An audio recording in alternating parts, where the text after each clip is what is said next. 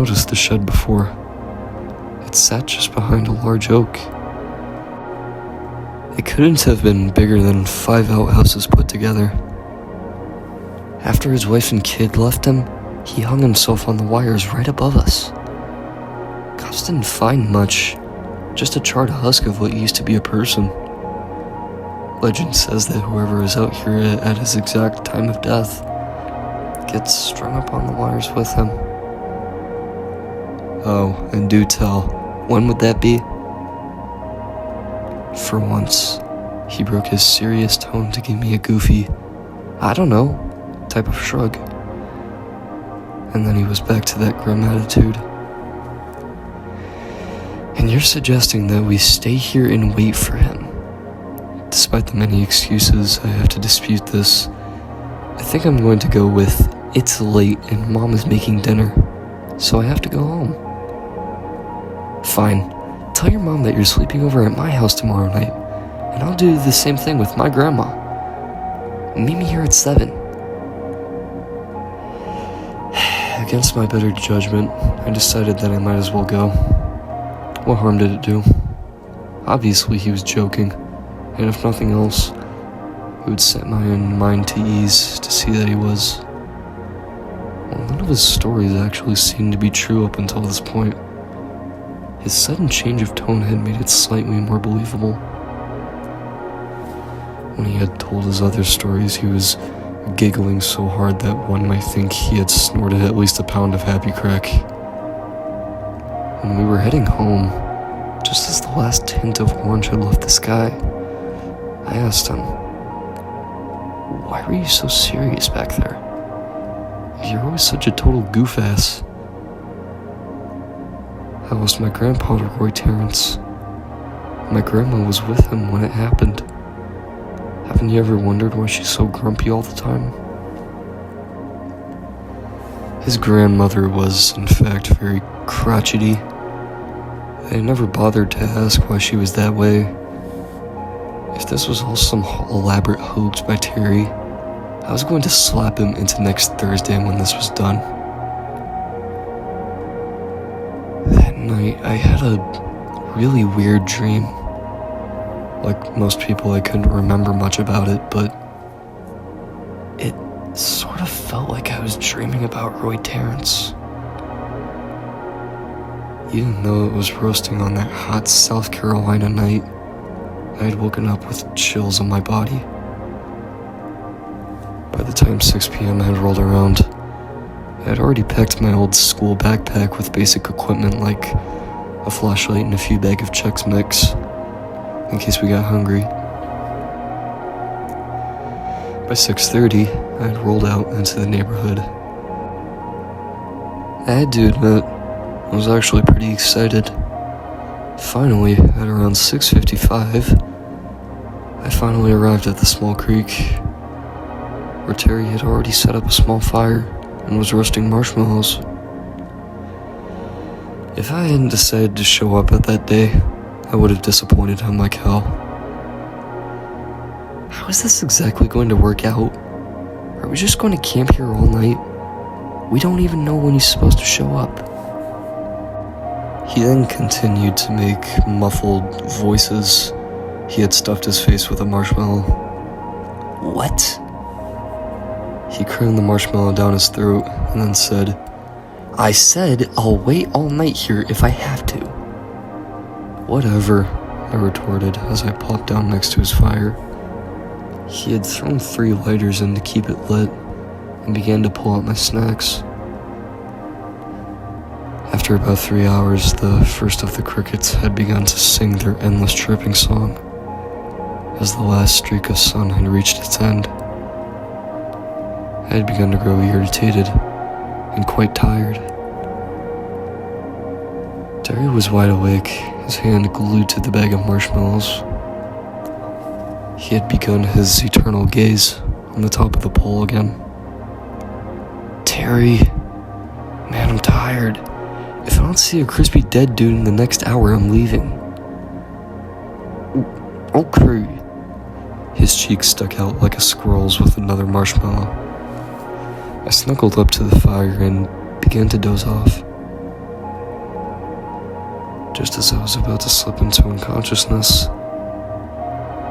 loud, crusty, brittle, peeling sound echoed throughout the hills and into the forest. I immediately sat up. My vision was pretty blurred from having almost dozed off, but I could make out Terry's shape. He was gaping, wide-eyed, at the top of the pole. If there had been a bit of moonlight, I might have seen what I was sure to have seen up there. But the crescent moon sat just beyond the trees, like the shed. In an instant, Terry was on his bike and flying up the hill, bag of marshmallows in his hand. I managed to pull myself up and get to my bike. I began pedaling like a madman when I realized that my chain had popped off. Stupid fucking bike. With my eyes adjusting to the dark, I peered back at the top of the pole one more time before I bolted up to the top of the hill. Roy Terrence was not much of a person, as he was a sagging shape. His flesh, dark as the night, was clinging to his bones for dear life. His facial features, though not evident, seemed to be in a constant state of agony, but ecstatic joy as well. And that eye,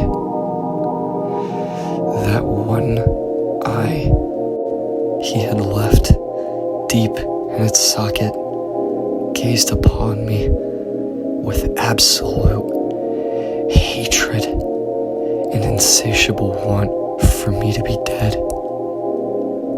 Just when it seemed that he was ready to climb off the wire and attack me, the weak spine that had been holding his head to the molten pile of flesh and bones snapped, sending what was left of his skull tumbling into the fire Terry had started. I felt relieved in that moment. Everything was happening so fast. I had been halfway up the hill before I realized I was moving. I followed the bike tracks Terry had left, which led further into the hills instead of off to the side, where the trail led back to the neighborhood. Just as I clawed my way to the top of the hill, I saw a shape dangling from above.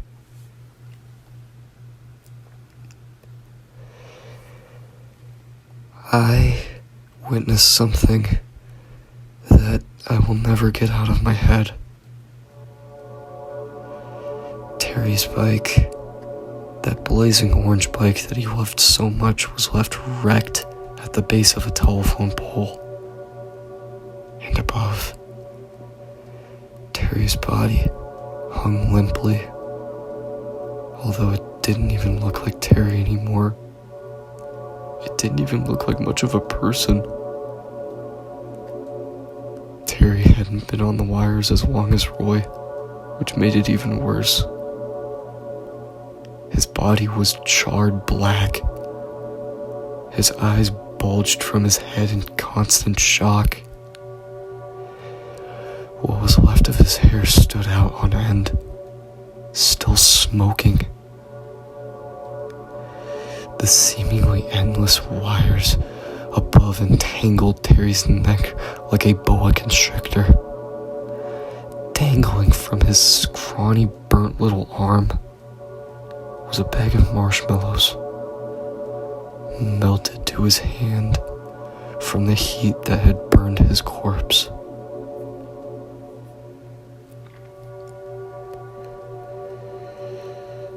The police investigation hadn't dug up much.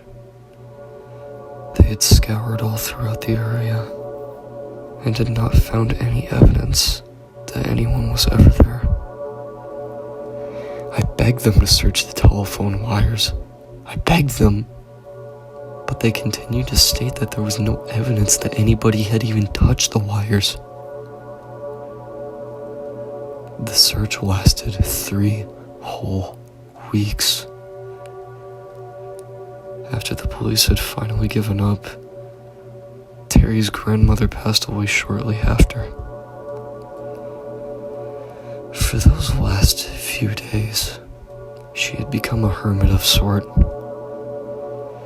and she hadn't said anything to anyone at all. She only sat and stared at the picture of her and her husband for the short remainder of her life.